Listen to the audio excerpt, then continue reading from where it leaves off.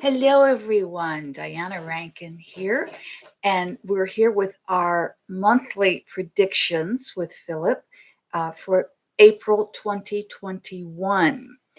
And we're going to get to those in just a moment. I want to also tell you, after I finish reading Phillip's predictions, I want to give you some ways of staying in love as much as possible because it's not easy. And believe me, I'm the first person to say, this isn't easy, and it's not. And do I stay in love all the time? Oh, come on, I'm human. Of course not. So a friend and I recently had a conversation about what she does and what I do to try to come back to that place of love. And we'll talk about that after I read you Philip's predictions. We'll also, of course, get a soul message from one of my books. It's the Master's Book of Answers by Phillip, and each page is a different wisdom. So we'll get those. For those who watch my weekly videos, thank you. I appreciate you so much. I just want to real quickly tell you Daisy's hanging in there. She's not in any pain. She does need a lot of patience and help, and she is now sleeping through the night, which is helpful for me. So I'm getting, almost a full night's sleep. I say she's sleeping through the night, but it's kind of a short night. But anyway, we're hanging in there and we're doing fine. So let's get started with these April predictions. Excuse me, I have a hair in my mouth. The joy of having animals, right?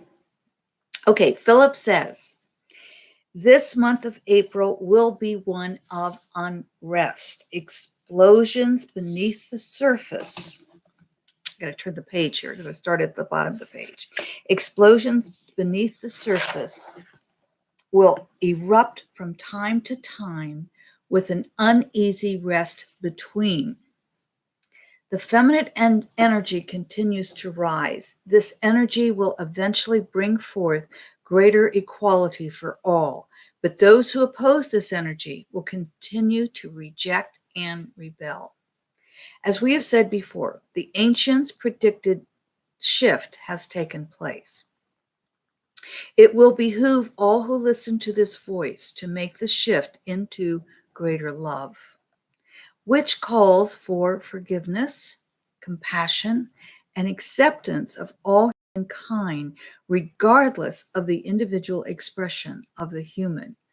That's the tough one, isn't it? In order to, we made the shift. The ancient ones predicted this shift that we're in right now. And my master's degree, my thesis is on how the sacred is expressed across cultures and throughout history. And what I can tell you is I came across the predictions of this shift more than one time. So this is what Phillip is talking about, is the earth is shifting, but humans are also needing to keep up with that shift. And it's the shift to the feminine, which calls for us to be in greater love. And greater love calls for forgiveness, compassion, and acceptance of all humankind, regardless of the individual expression of the human. This is not to say that all human behaviors are to be accepted.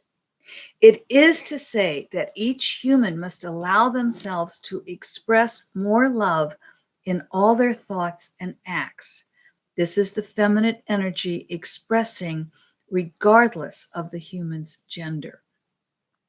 So we have within us, each human, we have both masculine and feminine energies. And we're always going for that balance. So what Phillip is saying is you don't have to be a woman to have that feminine energy. You must have that feminine energy because it's about forgiveness, compassion, and acceptance of all humankind. As this chaotic energy continues among humans, the Earth's atmosphere is affected.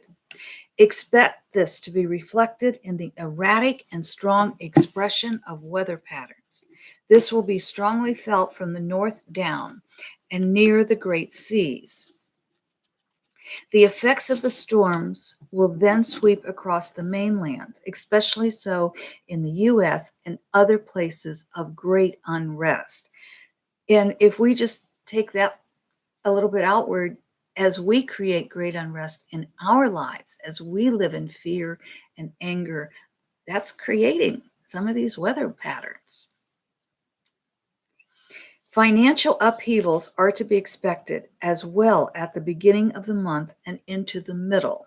By the end of the month, the global economy will have stabilized, but not so the US. Greater division will come about this month, but will not be commonly known immediately.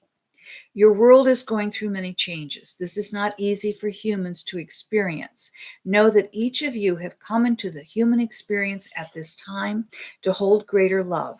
This must be played out in thought as well as deed. Those who leave their bodies, and there are many, have completed their mission and now wish to rest. There are also those who who chose to leave out of weariness, and those who chose to leave to allow the planet to heal from overpopulation of humans. So those who chose to leave, or those who have died, chose to leave out of three different reasons. One, out of weariness.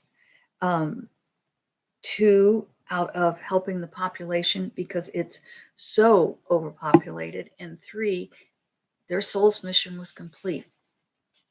The leaving will continue this month. This is the reason for the widespread virus that has caused the pandemic. Scientists will announce the original cause of the virus, but this we tell you, they will never quite understand the origin.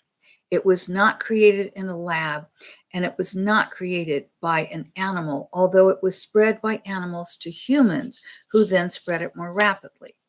The virus you call COVID-19 was created by the earth herself to call the population.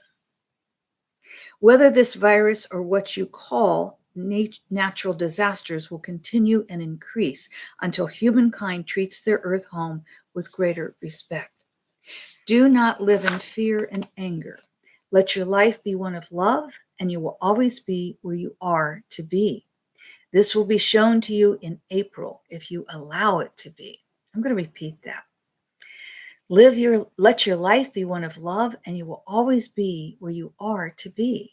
This will be shown to you in April if you allow it to be. I interpret that as saying, if you allow yourself to stay in that place of love, then what will, in this month of April, you will actually be shown a time how that place of love is advantageous to your life. So, for example, you might be told to turn left and you thought you were going to turn right, but you turn left and then you find out it had you turn right, you would have been involved in an accident or the traffic of an accident. So you avoided that. So there'll be all kinds of ways, not necessarily that by any means, but all kinds of ways that I think Phillip is telling us that let your life be one of love, and you will always be where you are to be. This will be shown to you in April if you allow it to be. He goes on to say, as one of your wise humans once said, be a part of the solution, not the problem. We ask you this month to create love, not fear, in your lives and witness the joy of the miracles and blessings that come to you. So as we create joy and love in our lives, miracles do come to us. So as I said at the beginning, I want to give you a few ways of how I create love and what a friend of mine suggested. But I want to say, we have a request here. Can I help you? And yes, if you would like to make a private appointment, please, my number's below. My website is below. We are rebuilding the website, but this one is still up and running. And so you can just contact me and we'll set up a session for you. And all the prices and everything are on that. So on the YouTube channel, I try to keep it more general rather than answering specific questions about individuals. If you do have a general question for the whole population, I'll put that in the comments below, either on this video or one of my weekly videos. And we put it in the question in the queue in the line, and we answer those questions. So we've got some fascinating questions that have been answered over the years I've been doing this and the months you've been asking those questions. But again, personal questions, I do ask that you set up a session with me for that, because I want everybody to be gaining from these particular videos. So what I wanted to give you, though, is some ways to stay in love, because like I said, I think it's very hard. And one of the ways in this conversation I had with a friend the other day, we were talking about how do you stay in love, because it is hard. And I said, I used to keep flowers on my desk, and I do in the summer. I pick wildflowers out of my garden, but I stopped buying flowers, like at the grocery store when I'm out getting groceries. I don't know why. I just stopped, partly it was like, oh, I don't need to spend money on that.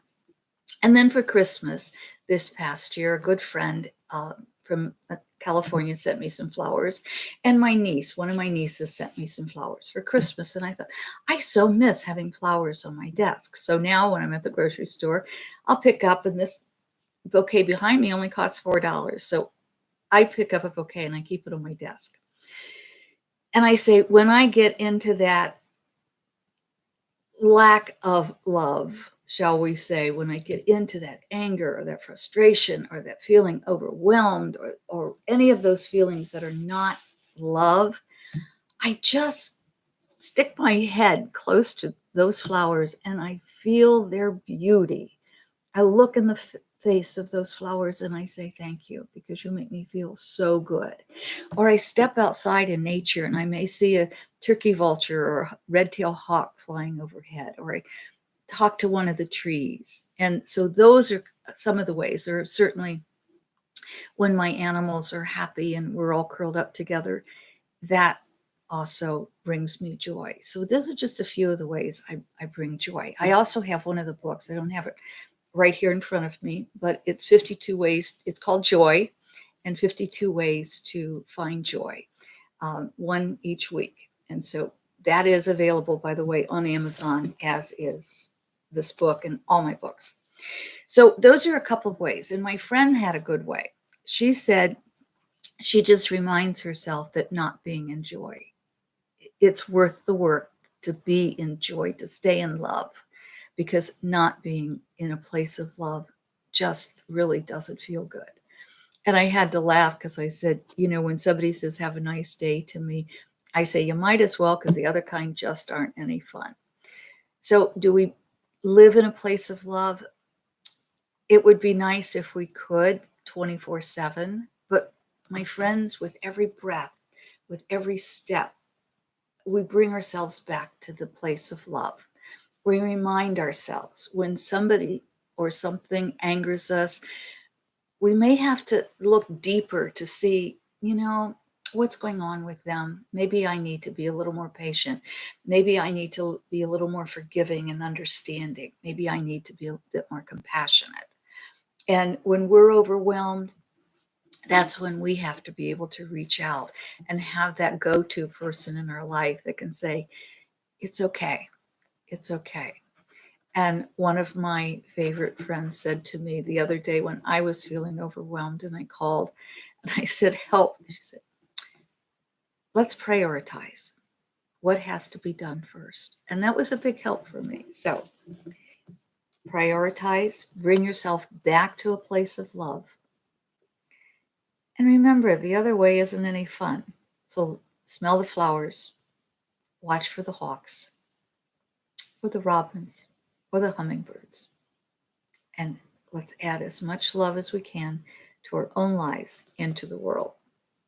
Let's get our message from Phillip, shall we? And by the way, yes, I am on quite early in the morning. Well, not quite early. I mean, it's like after 10 Eastern time where I am. But usually I do make these videos in the afternoon. And my weekly videos are usually Friday afternoon. Sometime usually between 2 and 3 is when I try to go on. It doesn't always work that way for me, though. So I'm doing my best. All right. So what we do here is we just flip through until we feel like we need to open. And I'm kind of feeling, I'm not sure it's that page or this other one that's trying to come up. So we'll start here. If you heard right, you and I are in sync on our intuition. But I always read the left page too, because that is a message for you if you got left. But here's our right page. And this is our message for everybody. If you live today to its fullest, you will always have warm memories of yesterday and a tomorrow to look forward to. That's about living in love, isn't it? If you live today to its fullest, you will always have warm memories of yesterday and a tomorrow to look forward to. Living to its fullest, that sure brings us a sense of satisfaction, a sense of accomplishment, a sense of joy. And that, my friends, is love. If you heard left, this is a message for you, so pay attention. Every magician must work hard to learn magic tricks. Every magician must work hard to learn magic tricks. That kind of says it does take work to accomplish. So here's our message, our soul message from Phillip. If you live today to its fullest, you will always have warm memories of yesterday and a tomorrow to look forward to. So, my friends, let's go create some wonderful memories, happy memories, joyful memories. Let's add that to our lives and to the world. Thank you for being with me today. Thank you for your comments below. Thank you for telling your friends. And most of all, thank you for the love that you send to me. Thank you for receiving the love we send to you. And thank you for adding joy and love to our world. Until Friday, when we have our questions from you. And again, the universal questions, just put them below and we'll deal with them then. Thank you. And thank you, Nuhana, for being with me today. I look forward to working with you privately. Thank you. Love to all.